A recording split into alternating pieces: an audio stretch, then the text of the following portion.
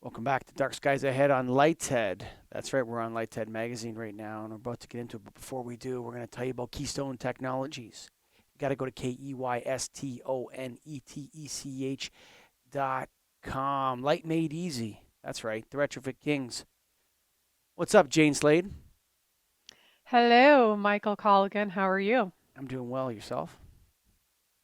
Hanging in there, hanging in there. So we had much debate about our new podcast, Starving for Darkness. It's more of a movement than a podcast. Really, it's a full encompassing movement we're trying to develop with Nailed and with other partners.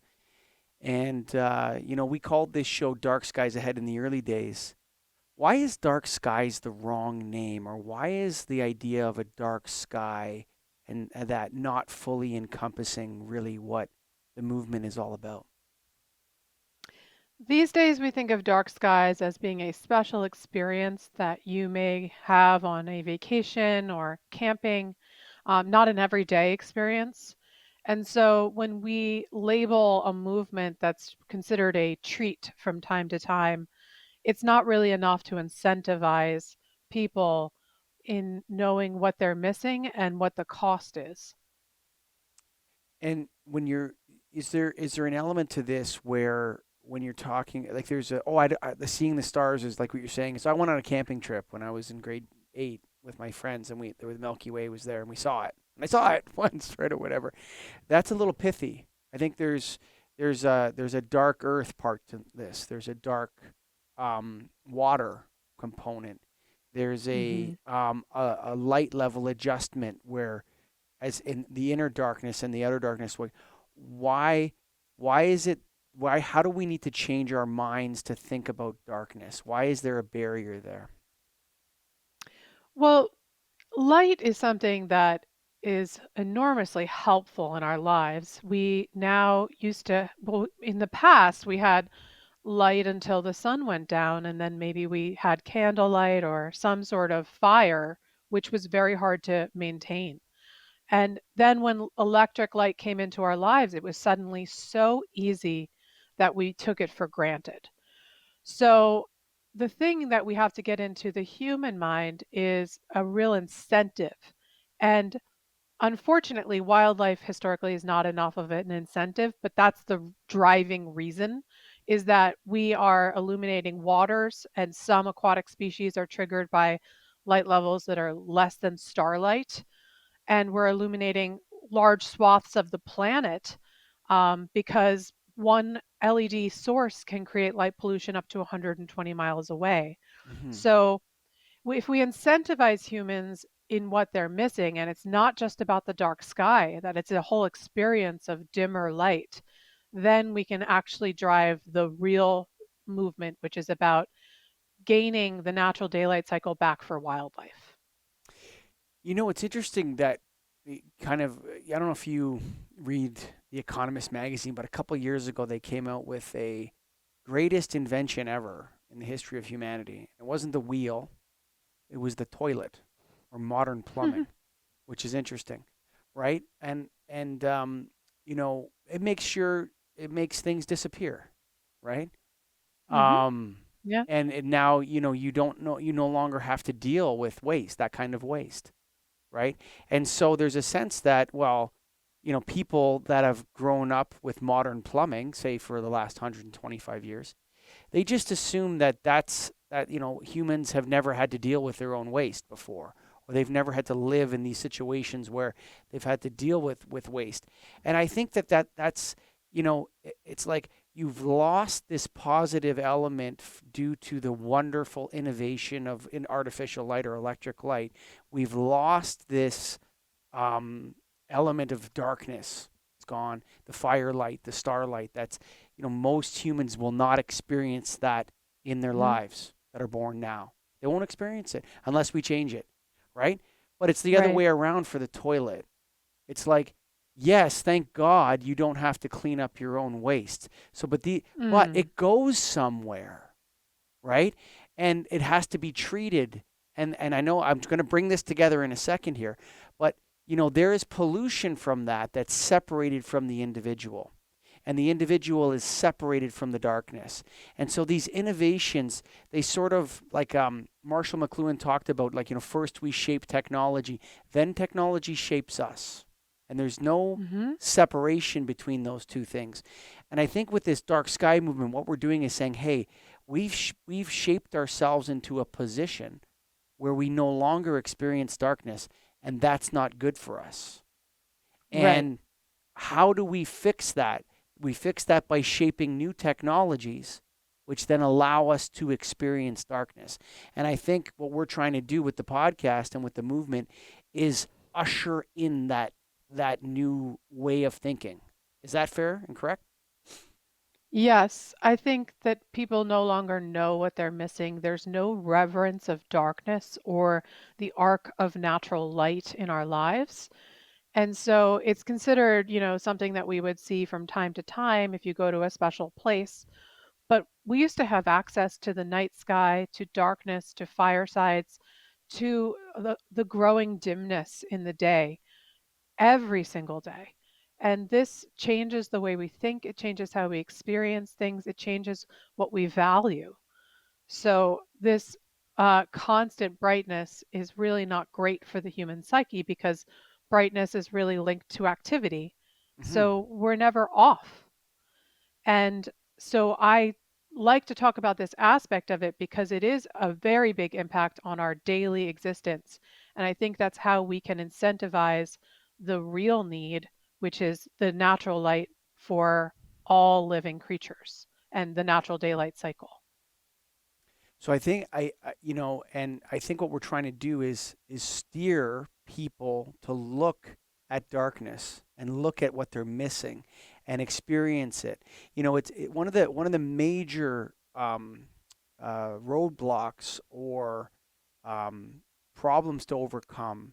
And I'm going to say this is the myth of safety. Now I do agree that when you're talking to Al on Inside Dot Lighting, you had mentioned that uniformity is important when you're with general lighting, and these different kinds of ways. Um, there is an element of safety that is mythical, that cannot be achieved, and lighting things more or less will not help that. And in fact, sometimes, these measures we take to create safety are actually causing people to feel unsafe.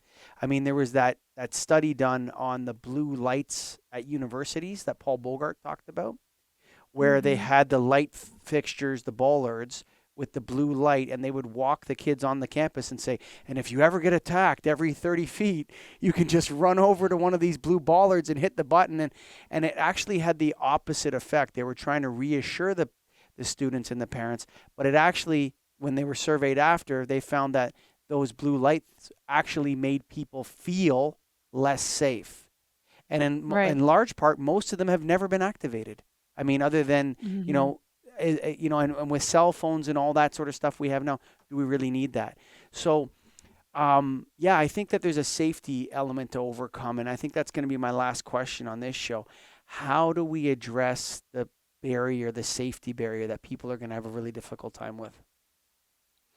You know, there's an interesting thing that happens in communities where sort of light is considered the intervention to make things safer, which is that you can stigmatize a community. You can make a community feel like it's on watch, like it's on blast. Hmm. And that can have the opposite effect of people not wanting to be outside where you're illuminating. You can kind of get people to scatter.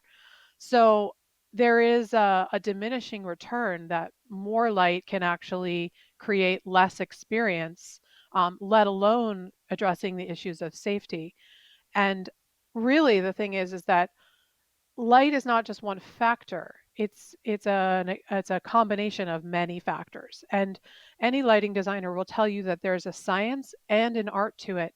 And so assuming that, if I light something that I'm making it safer, that's a very arrogant kind of Hmm. action to think that Sure it my is. lighting is going to make safety. The last thing I would ever want to do is bring someone somewhere, make them feel safe when they weren't. Hmm. And quite frankly, I cannot control all the factors that happen at night to make someone unsafe. So, delinking this and really better qualifying what safe lighting is, Hmm. which involves the adaptation of the eye and knowing that people are well adapted to the ambient light. That is a much richer answer that we often don't get time in the listener to explain that to. So it's much more complex, and there should be better education, experiential education to help get there. You know what's interesting. So over the last 9 months, we've seen a lot of protests during the day and riots at night. Okay, right? That's kind of what it was. When you think back on it, it's like, oh, these people came out to protest something during the day and it was largely peaceful.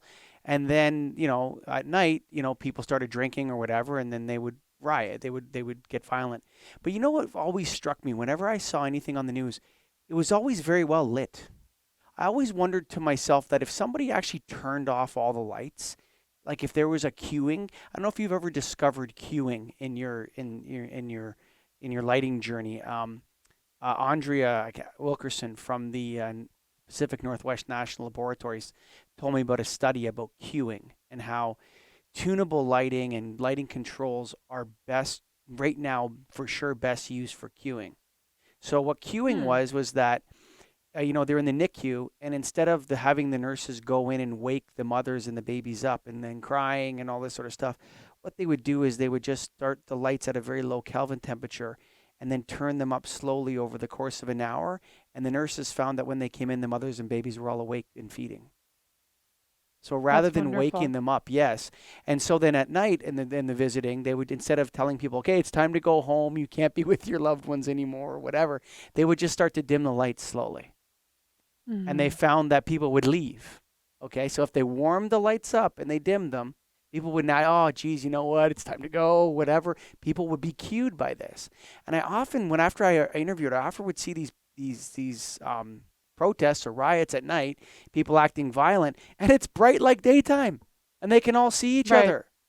And I just felt like saying to myself, like, I wonder if they started dimming the lights slowly, you know, if they just started to, like, they didn't try it, nobody tried it, but I was wondering to myself that if they just started dimming all the lights slowly in the city, if people would think like, God, gosh, I can't really see anymore, turn the flashlight on my phone and this sort of stuff, like whether people would have just gone home.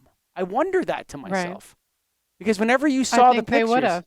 you know what I mean? Whenever you saw the pictures, those were all LED streets lit up like daytime.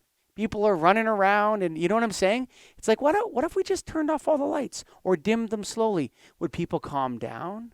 Would they want to go Hmm. home?